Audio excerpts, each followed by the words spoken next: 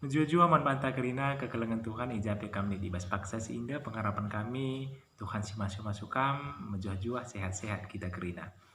Mari ibas kita menakan perpulungan jauh-jauh tak indah, mari ras kita tutur kita. Tuhan sampatikal kami ibas kami ngorati katandu. Alu penampat kesasi badia imampukan kami guna ngantu sisa. Erkitekan Yesus. Amin. Nah, kekelengan Tuhan bahan ora tenta ibas minggu indah ibuat ibas kejadin sada ayat 26 seh 27. Yogikan kami manbanta kerina. Berfirmanlah Allah, baiklah kita menjadikan manusia menurut gambar dan rupa kita, supaya mereka berkuasa atas ikan-ikan di laut dan burung-burung di udara, dan atas ternak dan atas seluruh bumi, dan atas segala binatang melata yang merayap di bumi. Maka Allah menciptakan manusia itu menurut gambarnya. Menurut gambar Allah diciptakannya dia, laki-laki dan perempuan diciptakannya mereka. Terjemah baginda pengogen kata Tuhan, menjuah-juah manbanta kerina. Nah, kekelengan Tuhan temata ibas minggu indah, ibas perpelungan jabu-jabunta, maka tempas di bata ibas dirindu. Atau ibas bahasa Indonesianya banci kira-kira sih terjemahkan secara langsung, gambar Allah di dalam engkau, bagaimana kira-kira. Jadi ini berkaitan dengan konfesi GBKP tentang manusia. Salah satu tema penting ibas pengajar iman Kristen adalah topik tentang manusia kekelengan Tuhan. Nah, topik ini penting, sangat penting karena pemahaman karena diri kita sebagai manusia enda akan memengaruhi bagaimana cara kita berelasi dengan Allah, termasuk juga bagaimana cara kita memperlakukan diri orang lain yang juga adalah manusia, termasuk juga bagaimana kita memandang diri kita di antara ciptaan-ciptaan yang lain.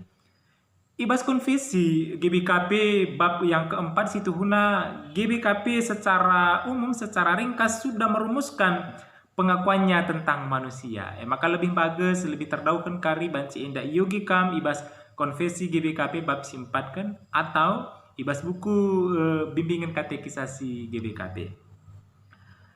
Nah, namun arkiteken perikopta ibas wari indah secara khusus ibuat ibas kejadian sada ayat 26 sampai 27, maka menghuli iakap kami pembahasan ta ibas wari indah kita batasi hanya pada perikop indah saja. Maka ulah kali terlalu meluas pembahasan ta, maka kaisi iturikan teks indah saja ilumbakan manbanta kerina kekelengan Tuhan. Nah, maka pertanyaan penuntun naman banta maka bagus pengangkat ta, maka apa latar belakang teks indah?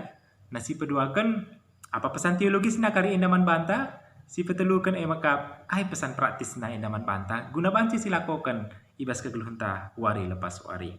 Nah, si pertama maka latar belakang teks gambar tentang gambar Allah. Teks yang menceritakan atau yang menggambarkan manusia sebagai gambar Allah sebenarnya bukan teks yang asing bagi orang-orang kuno. Nah, teks-teks yang berbicara yang menyamakan manusia sama seperti Allah situ huna banyak ditemukan dalam teks-teks kuno. Ibas pustaka Sibadia yang sedikit mirip dengan teks indah, maksudnya esensinya mirip dengan teks indah adalah ketika orang-orang di Babel mencoba mengangkat Nebukadnezar membuat patung baginya dan disuruh orang-orang yang ada di seluruh daerah taklukannya menyembah kepada patung itu begitu. Nah, artinya pesan arah teks indah situ guna menyamakan Raja Nebukadnezar sama seperti dewa ibas paksa sih. Karena pemahaman-pemahaman seperti itu memang ada pada dunia kuno. Namun ada si perhatikan teks kejadian sada ayat 26 sampai 27 kekelengan Tuhan, penulis tidak menyamakan manusia dengan Allah. Namun dikatakannya di situ adalah gambar Allah. Tidak ada menyamakan di situ. Gambar Allah Nina. Jadi kekelengan Tuhan indah semakin jelas membantah bahwa Alkitab tidak pernah menyamakan manusia dengan Allah, tidak menyamakan manusia dengan Allah. Maka sebenarnya cerita tentang kejadian tentang manusia segambar dengan Allah menunjukkan bahwa manusia tidak akan pernah menjadi Allah. Manusia hanya gambar Allah, namun manusia tidak akan pernah menjadi Allah. Karena apa? Karena manusia adalah ciptaan. Nah, dalam dunia kuno kekelengan Tuhan ditambah kami penjelasan indah.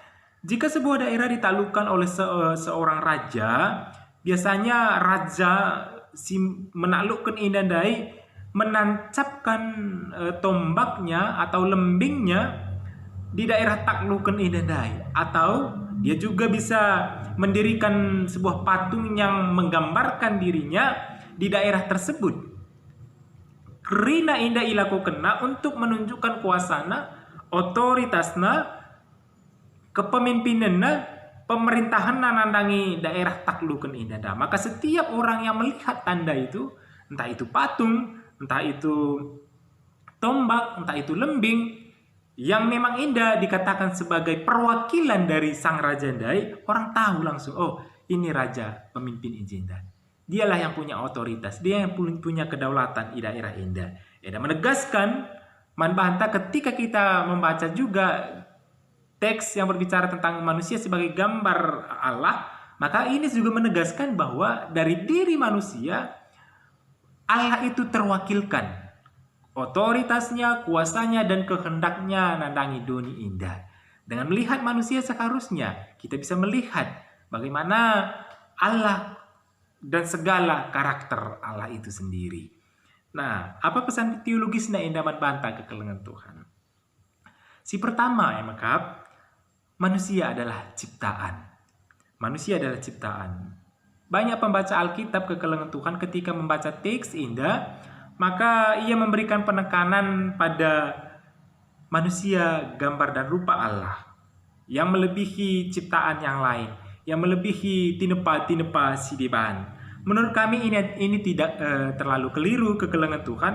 Namun jika kita terlalu memberi penekanan yang berlebihan pada manusia sebagai gambar dan rupa Allah yang melebihi ciptaan sidibannya, lebih utama dari ciptaan sidiban, ini kerap menimbulkan akibat yang tidak baik pada relasi manusia dengan Allah maupun juga ciptaan-ciptaan yang lain. Nah, seorang ahli yang bernama Lynn White pada tahun 1967 meneliti akar permasalahan kenapa begitu besar sekali, kenapa begitu mengerikan sekali kerusakan lingkungan hidup, kenapa begitu rusak sekali ekosistem, ekologi kita di tengah-tengah dunia indah.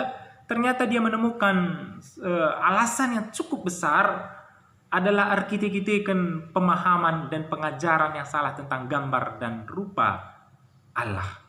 Ketika manusia selalu mengatakan ia adalah gambar dan rupa Allah yang melebihi ciptaan sidibannya, yang lebih utama dari ciptaan sidibannya, ini kerap menimbulkan manusia melihat ciptaan sidiban hanya sekedar objek pemenuhan kebutuhan hidupnya. Karena dia merasa dirinya sebagai pusat sentral dari ciptaan. Maka segala sesuatu yang ada, dia pikirkan memang disediakan Allah hanya untuk pemenuhan dari kehidupan manusia. Dan ini juga berefek bagaimana manusia juga ingin menjadi atas dari ciptaan yang lain, dari rekan-rekannya manusia yang lain. Nah, kekelengan Tuhan, makanya hati-hati ketika kita selalu mengatakan bahwa manusia gambar dan rupa Allah yang melebihi ciptaan-ciptaan sidiban. Salah satu pesan teks indah adalah manusia adalah ciptaan. Sama dengan ciptaan-ciptaan sidiban, manusia harus tunduk kepada kehendak Allah. Manusia sama dengan ciptaan yang lain tunduk dan bergantung penuh pada anugerah ras keleng ati di bata. Nah, si perduakan kekelengan Tuhan. Manusia sebagai gambar Allah merupakan perpanjangan tangan di bata. Gambar Allah menunjukkan fungsi tentang perwakilan Allah dai. Nah, jadi namun bukan mengatasi Allah. Nah, ini kan kalau kita baca pada kejadian yang ketiga, kejadian pasal 3 kan sangat nyata sekali bagaimana manusia mencoba menjadi sama seperti Allah, dan itu tidak mungkin karena sejak awal kata gambar adalah hanya sekedar perwakilan Allah, hanya sebagai bagian untuk menceritakan kealahan Allah pada dunia indah, dan itu tidak akan pernah menjadi Allah bagi ia. Jadi maka manusia seharusnya memahami fungsi ini. Ia hanya ditetapkan untuk menceritakan dan menegaskan kekuasaan Allah, dan ia tidak akan pernah menjadi Allah. Semua manusia memiliki karakter sebagai gambar Allah. Dari konsep indah seharusnya manusia secara perlahan mengontrol diri sikap perkataannya, semangat kegeluhannya untuk maju dan berkecukupan dan sebagainya, maka seharusnya kita meredam si indah dengan konsep gambar dan rupa Allah. Kita adalah gambar Allah. Fungsi kita sejak awal adalah untuk menceritakan isi kindi bata mandoni indah. Nandangi ciptaan-ciptaan si debana. Nah, kekelengan Tuhan. Nah, ada kata yang menarik ijinda emakap kata kuasai, tapi taklukkan juga. Nah, kata indah ibu di bahasa Ibrani narisi artinya situhuna rada nina, asal katana rada, yang situhuna sebenarnya sedang berbicara tentang tundukkanlah atau injaklah nina. Ini kan sebenarnya agak negatif. Namun intinya sebenarnya baginda kekelengan Tuhan. Pada waktu itu, pada zaman kuno, dunia dan segala isinya dianggap memiliki roh, memiliki kekuatan yang bisa mengancam dan membuat manusia tunduk kepada dirinya. Contohnya baginda kekelengan Tuhan. Dalam dunia kuno begitu banyak sekali dewa-dewa. Dewa api, dewa air, dewa matahari, dewa bulan, dewa kesuburan, dan sebagainya. Nah, makanya katakan, tundukkanlah. Nina. Jadi tidaklah perlu manusia yang biar nandangi gunung, nandangi matahari, nandangi langit, nandangi tanah, hujan, dan sebagainya. Karena sama seperti manusia, ia juga adalah ciptaan. Maka tugas manusia sebagai gambar dan rupa Allah adalah bagaimana manusia membuat ciptaan kerina ciptaan ini semakin tertata dengan baik. Maka fungsi menata layani menjadi semakin penting ijinda. Membuat dunia indah semakin menjadi tempat yang indah, yang baik untuk kita tinggali. Karena jika manusia tidak mengurusnya dengan baik, maka manusia sendirilah korban yang paling utama. Nah, kai pesan praktis na indaman banta kerina kekelengan Tuhan. Kai indah banci silakokan kenca kita ngoge renungan indah. Si pertama maka kita adalah ciptaan. Maka artikan kita adalah ciptaan, jangan pernah meninggikan diri kita. Uga bicarana, entah arah pengerana, arah perbahanan, arah perukuran, kita hanya ciptaan. Ada ciptaan tentu keterbatasan tak. Lid batas-batas tadi hanya Allah yang menjadi Allah. Biarkanlah Allah yang tetap menjadi Allah. Kita tetap menjadi ciptaan yang menyembah Allah yang besar itu. Ulah arah pengerana perbahanan tak kita siakam dibata. Siatur-atur kalah. Hati-hati ta ICP, hati-hati ta sada perpulungan ta, hati-hati ta teman ta, hati-hati ta harata anak ta rasi dibana. Inandakan kekelengan Tuhan, kita gagal memahami bahwa diri kita indah gambar Allah yang juga adalah ciptaan. Sebagaimana Allah mengasihi kita, maka Allah juga mengasihi orang lain. Si ingat deh kekelengan Tuhan, kita sama-sama gambar Allah. Si kedua kan gambar Allah menolong kita hidup lebih baik. Tidak mementingkan diri sendiri, tidak membuat diri kita ini sebagai pusat segala sesuatu. Kita hanya salah satu pengada-pengada yang ada di dunia ini. Kita manusia, likatan tempat dibatasi depannya harus kita juga perhatikan kelangsungan hidupnya. Adalah maka kita kangen dah kali kena efek. Nah, si petelukan kekelengan Tuhan. Gambar Allah menolong kita memahami sikap dan cara hidup kita agar seturut dengan kehendak Allah. So, gambar Allah ini kemana bagaimana arah gambar kita mengingat ada Allah. Bagi kira-kira misalnya lis ada gambar si simpandu ibas dompetdu atau i rumah baca foto harandu perbulangan du teman du meriah anak du rasi di banda dengan melihat sih kami ingat enda barenda enda harangku enda temanku dan sebagainya.